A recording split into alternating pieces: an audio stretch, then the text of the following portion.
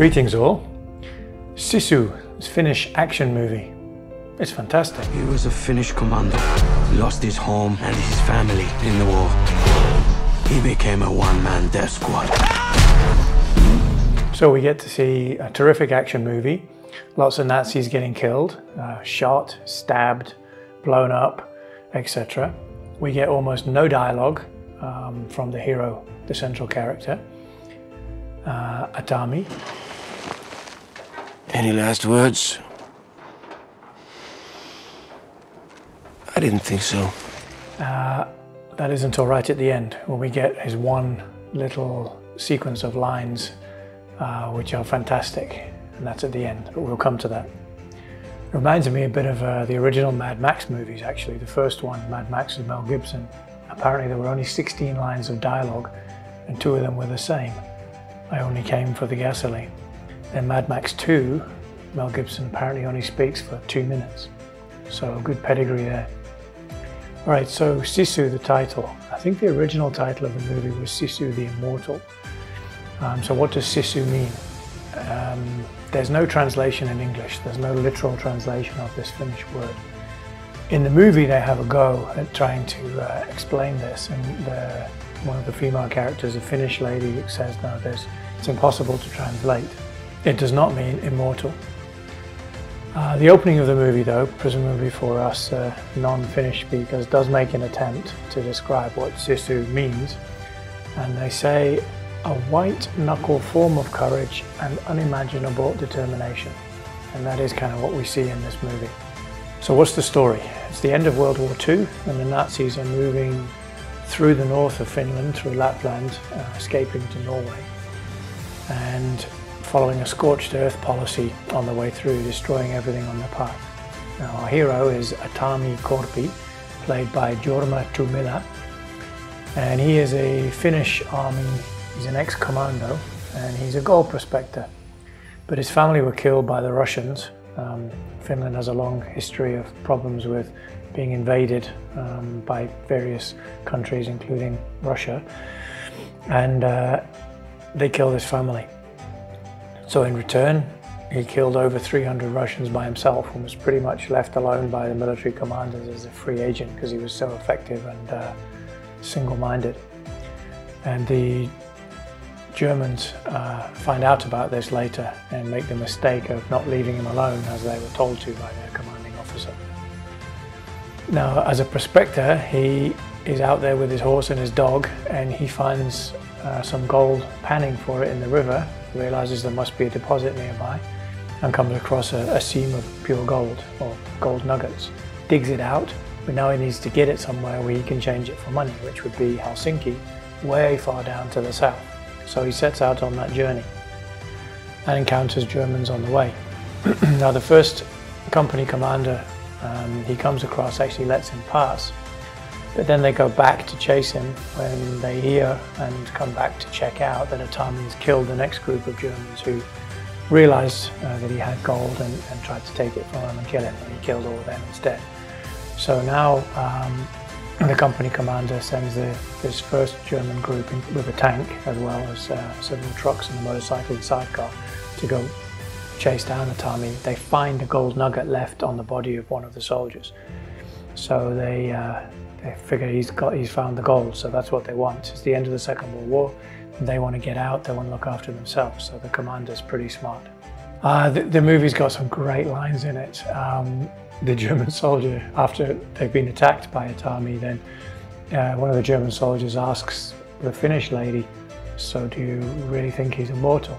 And the lady says no. No. He just refuses to die. Great one. And then the final line, there is other lines, but the final line right at the end as well is worth waiting for. Again, I'm not going to spoil it right now. It's got some really good unexpected moments, like when they finally think that they've killed him, when the Germans think they've killed Atami. They've hung him. Just a side note here, hung is like strung up by the neck. Hanged is where the floor falls away from you and you fall and your neck is snapped. So they don't do that to him, they basically lynch him, pulling him up on a rope. So then they've hung him and they think he's dead. and the tank driver actually removes his hat, and then the German commander follows suit, and then the third guy, who's the sniper, Wolf, he actually puts his rifle into a respectful position as well. So it's ironic that they respect this strong, tough guy they think is dead. I've been to Finland a couple of times, spent a lot of time with Finns, and I was on a ship to the Antarctic for several months, a Finnish ship, and they are tough SOBs, the Finnish, and they have a very dry sense of humor, very stoic, and they're tough people. However, I think this film does stretch things a little bit too far on occasion. Like, he manages to stay underwater seemingly for, like, I don't know, half an hour at least in real time, and as he's killing the German soldiers who try to retrieve the gold from the bottom of the river, that he's breathing the oxygen coming out of their dying lungs. I think that's going a little bit too far. He was hung, not hanged, as we say, so okay, somehow that's not explained. If he had a metal collar on or something, but it's a little bit far-fetched that he just doesn't die when they have hung him. Although the way that he ensures his survival after the Germans have left him behind is horribly realistic and gruesome. That is tough. And it gets a little bit extreme at the end. He uses his pickaxe in order to jump from the motorcycle going one direction to board. It looks like a DC-3. It's supposed to be, I guess, a Russian or German aircraft. I'm not sure, but it looks like a copy of the DC-3. And there is a Russian aircraft that's pretty close copy to the DC-3, so maybe that's what it is. But it's not really possible to be doing 40, 50 kilometers an hour one direction on a motorcycle, and then a plane flying over you doing minimum 180 to 200 kilometers an hour going the other way, and you somehow use your pickaxe to hitch a ride. Physically, that's not going to be possible. That's a huge change of momentum. If you were able to hold onto the axe even, it would probably rip your shoulders out. But anyway, it's a movie. Then he gets on board. There are brilliant characters. Tomilla is amazing. He is demonstrative, he's engaging, he's emotional even with no dialogue. Fantastic casting and wonderful performance. Absolutely loved him, rooting for him the whole way through. Commander Heldorf, the German commander, is played by Axel Henning. He does an amazing job as well, and he's not one-dimensional, he's not totally bad. He does let Atami pass the first time, and he's going by on his horse, doesn't stop him. He takes off his hat when they think they've killed him. He's out for himself. It's the end of World War II, and they know they're in trouble, especially SS and senior Nazis. So he's looking for the gold just to get out.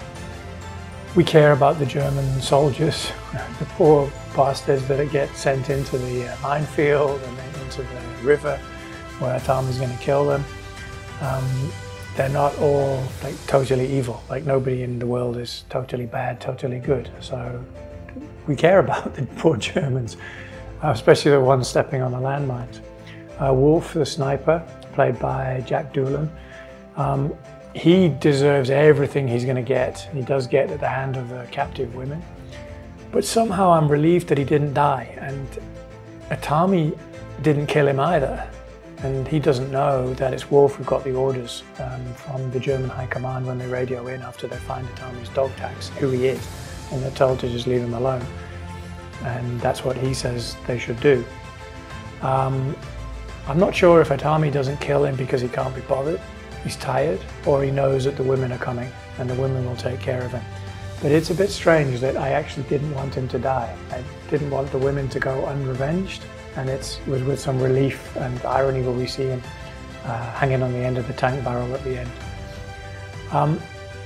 Even when we come to the end, the final fight, full of wounds and damage and extremely fatigued, full of his own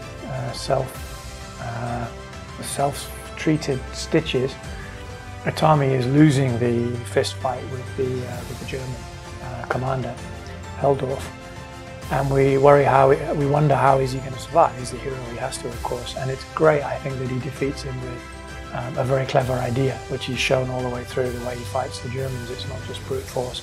So he kills him with cleverness, not brute force, and I like that a lot.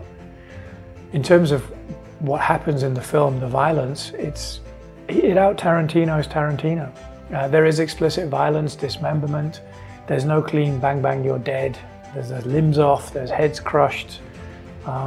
It's a lot like Rambo, particularly Part 4.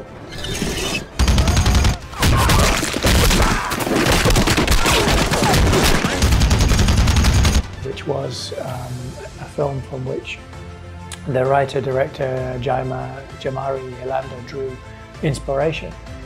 It's anti-war in the sense that it shows the gruesome details, especially when using high caliber machine guns and mines, anti-personnel mines. They are horrible devices.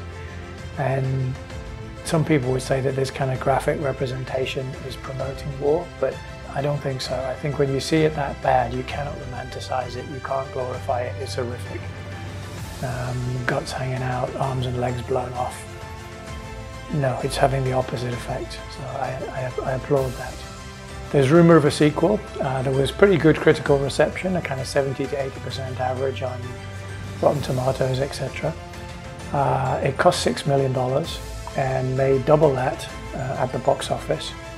So I think even Atami the prospector would approve of that return. So, the end of the movie in that line. Atami makes it, he brings the gold into the bank, dumps it onto the cashier's table, and then he asks her, Seteleitä. Isoja. Kiitos. So in that process, possibly he's even stabilizing Finland's finances, the country's gold reserves at the end of the Second World War. I don't know if that's implied, but that's the first thing that sprang to my mind as well. A significant gold deposit would be just what you need at the end of the war.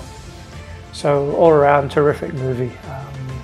Tongue-in-cheek, just fun, really well acted, and a great job.